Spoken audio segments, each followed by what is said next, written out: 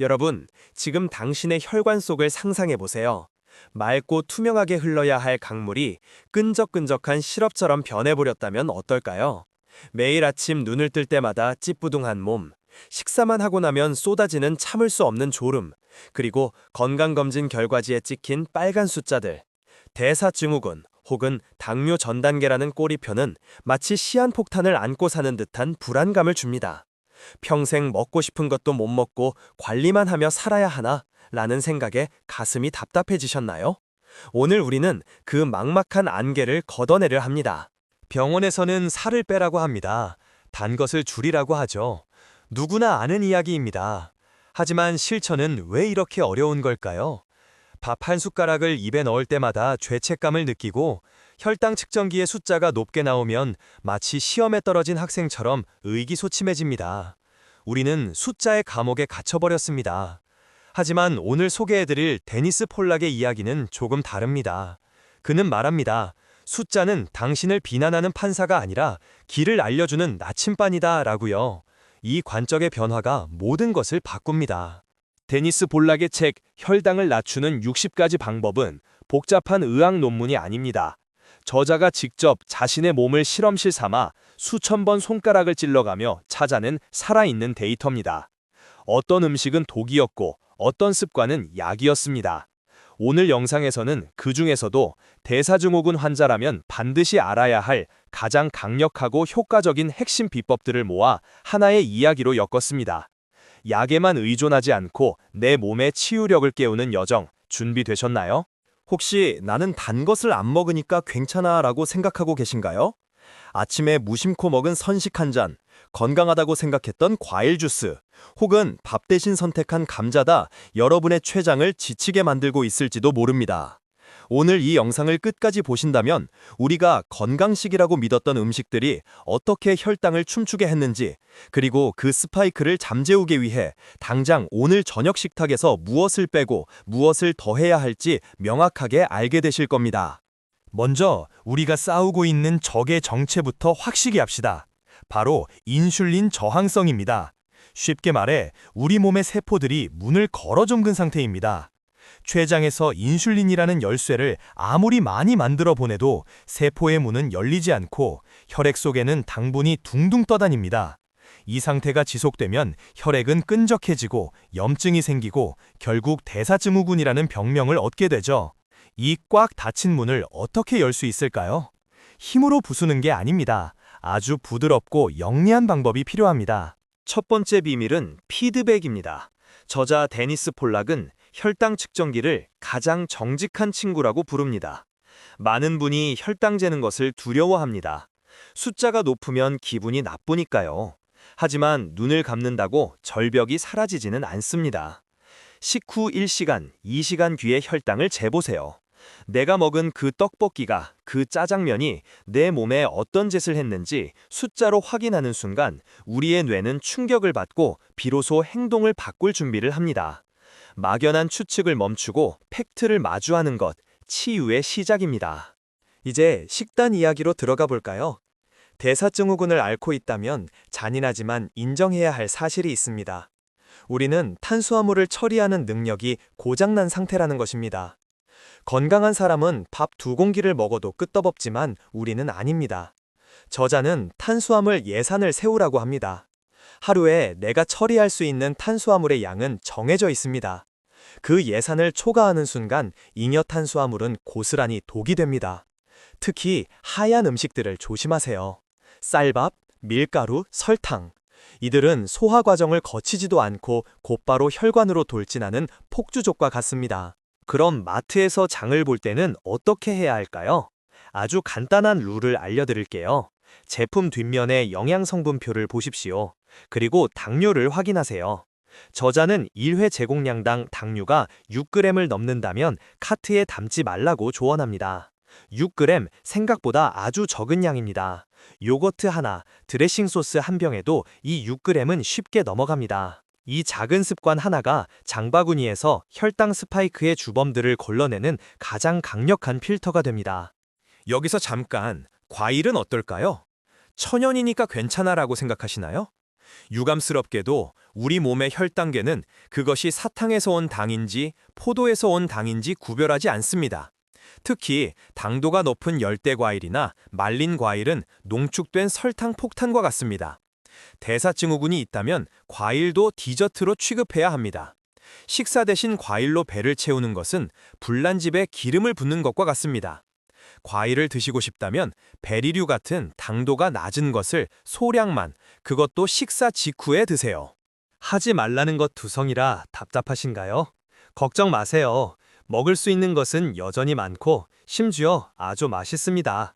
고기, 생선, 계란, 잎채소, 견과류, 치즈, 건강한 오일. 이들은 혈당을 거의 올리지 않으면서 포만감을 줍니다. 배고픔을 참는 다이어트는 100% 실패합니다. 혈당 관리의 핵심은 배고프지 않게, 하지만 혈당을 건드리지 않게 먹는 것입니다. 탄수화물을 줄인 자리에 건강한 지방과 단백질을 채우세요. 스테이크를 먹으면서 죄책감을 가질 필요가 없다는 뜻입니다. 식사 후 여러분은 보통 무엇을 하시나요? 소파에 누워 TV를 보시나요? 바로 그 순간이 혈당이 치솟는 골든타임입니다. 데니스 폴락은 식후 15분 걷기를 강력하게 추천합니다. 거창한 운동복도 헬스장도 필요 없습니다. 그저 동네 한 바퀴 아니면 거실을 왔다 갔다 하는 것만으로도 충분합니다. 우리가 근육을 움직이는 순간 근육은 혈액 속의 포도당을 연료로 빨아들입니다. 인슐린이 해야 할 일을 근육이 대신해주는 셈이죠. 먹고 나서 눕지 마세요. 움직이세요. 그것이 가장 싼 혈당 강화제입니다. 믿기 힘드시겠지만 부엌 찬장에 있는 식초가 우리의 강력한 무기가 될 수 있습니다. 많은 연구와 저자의 경험에 따르면 탄수화물이 든 식사를 하기 전에 물에 희석한 식초, 애플사이다 비니거 등을 한두 스푼 마시는 것이 식후 혈당 스파이크를 상당히 눌러준다고 합니다. 식초의 아세트산이 소화 속도를 늦추고 근육의 당 흡수를 돕기 때문이죠. 시큼한 맛이 싫다면 샐러드 드레싱으로 활용해보세요. 이 작은 습관이 밥 한 숟가락의 충격을 완화해줄 에어백이 되어줍니다. 이 모든 것을 완벽하게 지켜야 한다는 강박은 오히려 독이 됩니다. 스트레스 호르몬인 코르티솔 자체가 혈당을 올리기 때문이죠. 어쩌다 회식 자리에서 과식할 수도 있고 달콤한 케이크의 유혹에 질 수도 있습니다. 괜찮습니다. 중요한 것은 실패했다고 자책하며 모든 것을 포기하는 것이 아니라 다음 끼니부터 다시 조절하면 돼 라고 털어내는 회복 탄력성입니다. 혈당 관리는 단거리 달리기가 아니라 평생 가야 할 마라톤입니다. 넘어져도 다시 일어나 걷는 사람이 결국 승리합니다. 오늘 우리는 데니스 폴락의 지혜를 빌려 대사증후군을 이기는 몇 가지 원칙을 배웠습니다. 혈당 측정기를 두려워하지 말고 내 몸을 알아가는 도구로 쓸 것. 탄수화물, 특히 설탕과 정제 곡물을 줄이고 6g의 법칙을 기억할 것. 배고픔을 참지 말고 건강한 지방과 단백질을 먹을 것. 그리고 식후에는 반드시 움직일 것. 이 내용들이 복잡해 보인다면 딱 하나만 기억하세요. 나의 췌장을 쉬게 해주자. 당신의 소중한 장기가 지쳐 쓰러지지 않도록 오늘 한 끼의 식사에서 작은 배려를 시작해보는 건 어떨까요? 대사증후군은 우리 몸이 보내는 강력한 경고 신호지만 동시에 생활을 바꿀 수 있는 마지막 기회이기도 합니다. 약에 의존하지 않고 내 몸의 주인이 되는 길. 그 길 끝에는 지금보다 훨씬 더 가볍고 활기찬 당신이 기다리고 있습니다. 오늘 영상이 유익하셨다면 구독과 좋아요를 눌러주세요. 더 건강한 삶을 위한 실질적인 정보로 다시 찾아오겠습니다.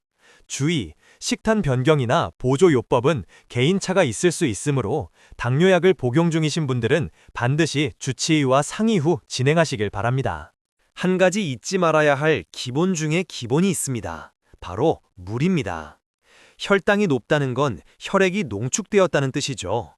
충분한 수분 섭취는 혈액의 농도를 묽게 하고 과도한 당을 소변으로 배출하는 데 도움을 줍니다. 갈증을 배고픔으로 착각해서 간식을 찾는 경우도 많습니다.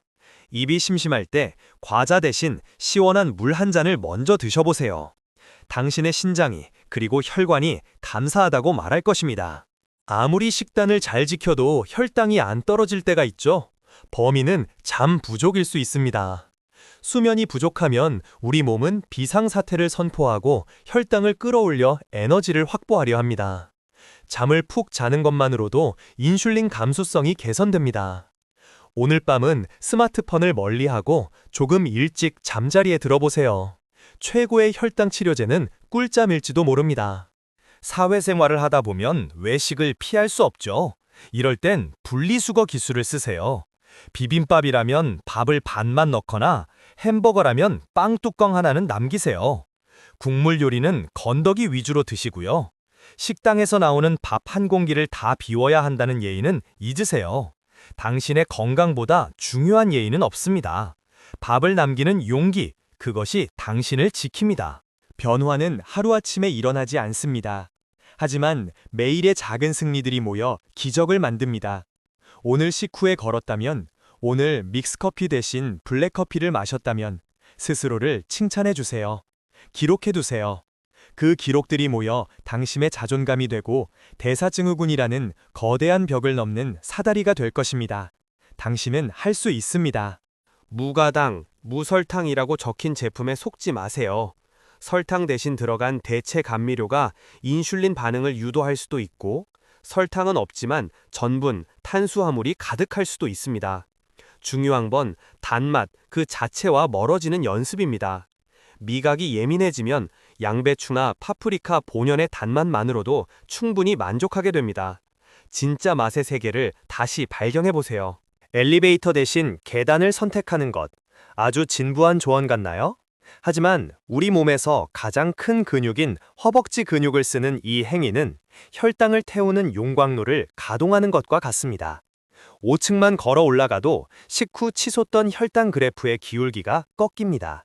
바빠서 운동할 시간이 없다는 건 핑계일지 모릅니다. 생활 속 곳곳에 숨어있는 혈당 소각장을 찾아보세요. 배가 고프다고 느껴질 때 잠시 멈춰서 질문해보세요. 진짜 배가 고픈 건가? 아니면 심심하거나 스트레스 때문인가? 가짜 배고픔은 특정 음식, 떡볶이, 빵이 당기지만 진짜 배고픔은 무엇이든 먹어서 채우고 싶어 합니다. 꼬르륵 소리가 나지 않는 배고픔은 대부분 감정적인 허기입니다.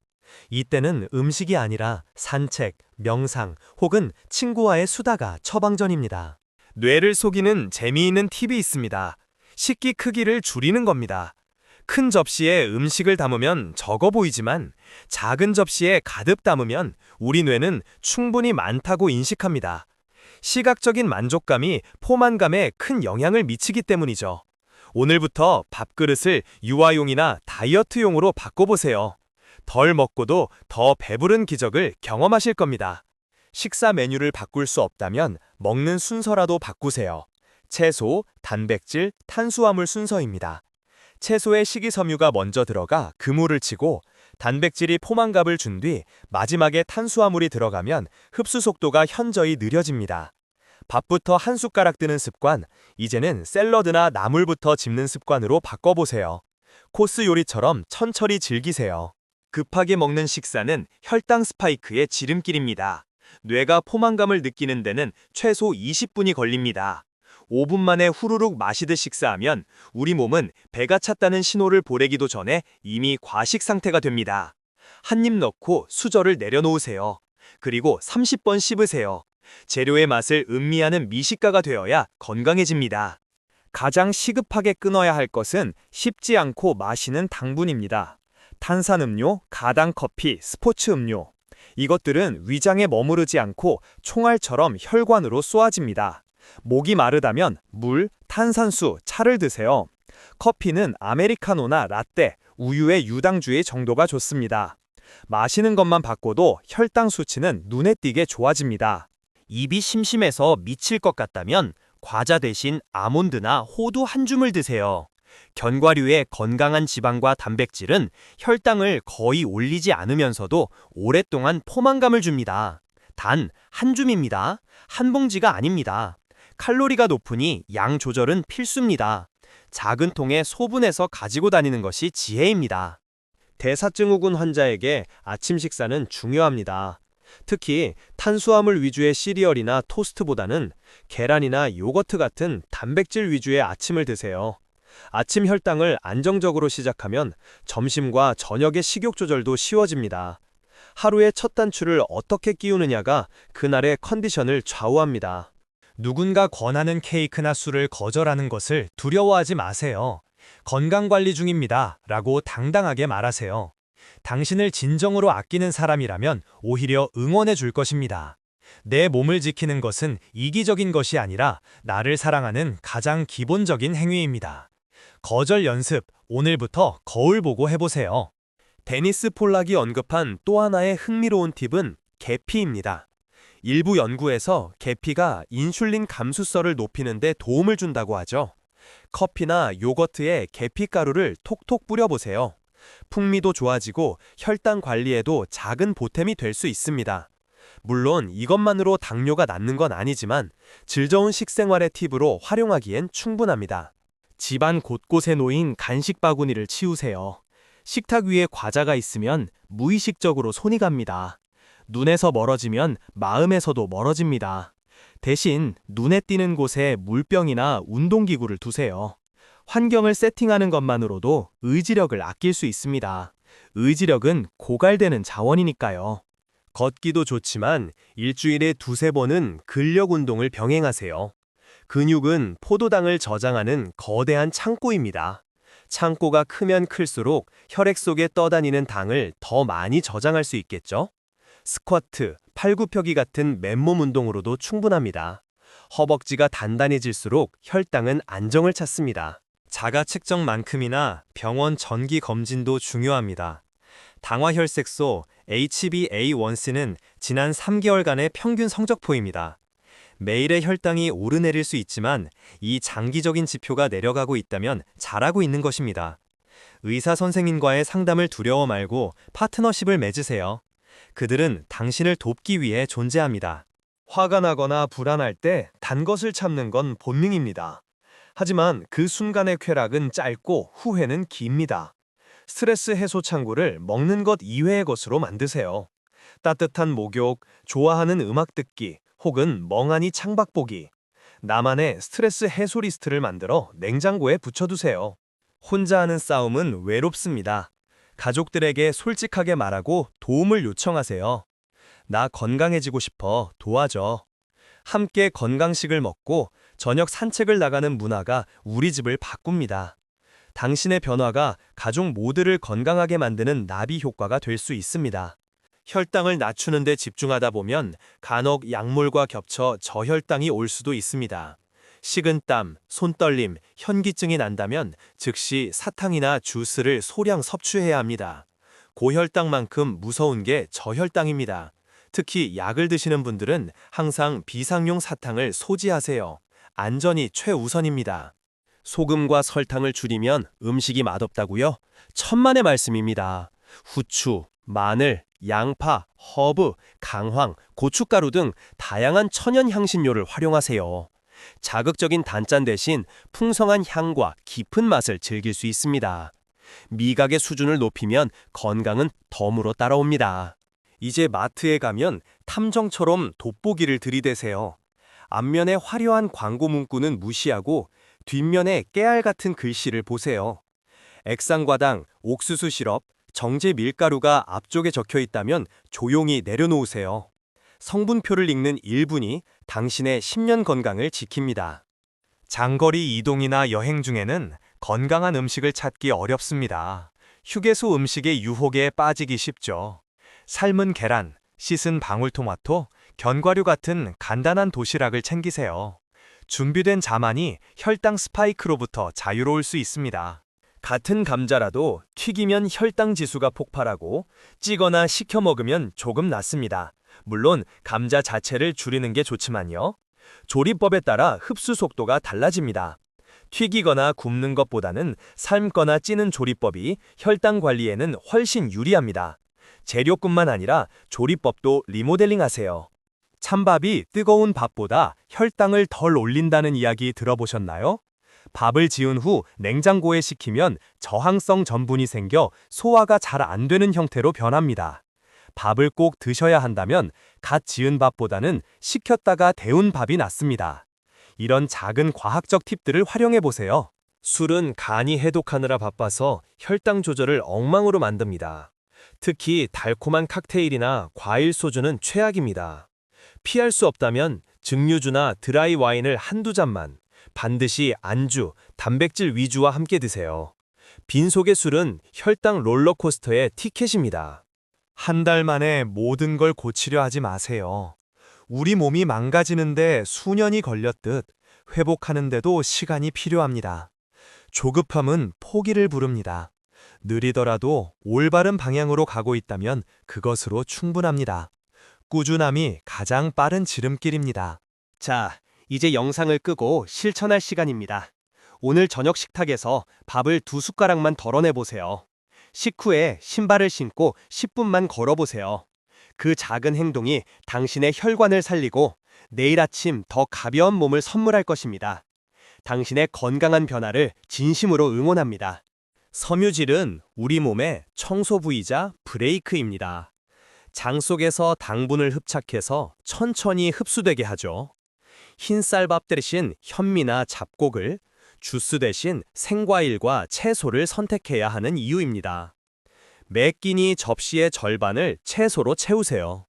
섬유질이 풍부한 식사는 배변 활동도 돕고 콜레스테롤도 낮춰줍니다. 일석이조의 효과를 누리세요. 잠들기 3에서 4시간 전에는 공복 상태를 유지해야 합니다. 자는 동안 우리 몸은 청소와 재생을 해야 하는데 위장에 음식물이 남아있으면 소화하느라 쉴 틈이 없습니다.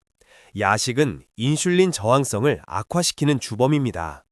저녁을 든든히 먹고 밤에는 물 외에 아무것도 먹지 않는 습관, 이것 하나만 지켜도 아침 혈당이 달라집니다. 요즘은 좋은 스마트폰 앱이 많습니다. 내가 먹은 음식과 혈당을 기록해보세요. 데이터가 쌓이면 패턴이 보입니다. 아, 나는 면을 먹으면 유독 혈당이 튀는구나. 운동을 하니까 확실히 떨어지네 하는 깨달음이 생깁니다. 막연한 느낌이 아닌 정확한 데이터로 내 몸을 경영하세요. 건강관리를 숙제가 아닌 실험으로 생각하세요. 이 새로운 채소는 무슨 맛일까? 저탄수화물 빵을 직접 만들어 볼까? 하는 호기심이 과정을 즐겁게 만듭니다. 억지로 하는 절제는 오래가지 못합니다. 새로운 건강 라이프 스타일에서 즐거움을 찾아야 평생 지속할 수 있습니다. 우리 몸은 기계가 아닙니다. 똑같이 먹고 운동해도 어떤 날은 혈당이 높을 수 있습니다. 날씨, 컨디션, 호르몬 등 변수는 많습니다.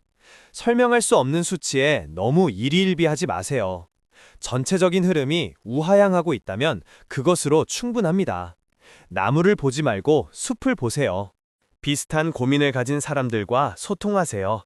당뇨 한우회나 건강 카페 등에서 정보를 나누고 서로 격려하세요. 나만 힘든 게 아니구나 라는 위로가 큰 힘이 됩니다. 좋은 팁을 공유하고 성공 사례를 보며 희망을 얻으세요. 우리는 연결될 때 더 강해집니다.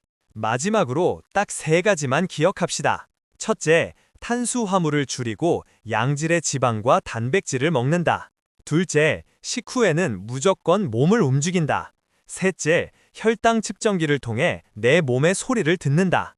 이 세 기둥이 튼튼하다면 대사증후군은 결코 당신을 무너뜨릴 수 없습니다. 아주 단순하지만 가장 강력한 진리입니다. 지금 이 순간에도 당신의 세포는 치유를 기다리고 있습니다. 오늘 당신의 선택이 내일의 건강을 결정합니다. 데니스 폴락의 60가지 방법 중 단 하나라도 좋습니다. 지금 당장 시작하세요. 건강한 삶은 멀리 있지 않습니다. 바로 당신의 다음 식사에 달려 있습니다. 구독, 좋아요는 건강정보 확산에 큰 힘이 됩니다. 감사합니다. 본 영상은 의학적 진단을 대신할 수 없으며 질병의 치료는 전문 의료진과 상의하십시오.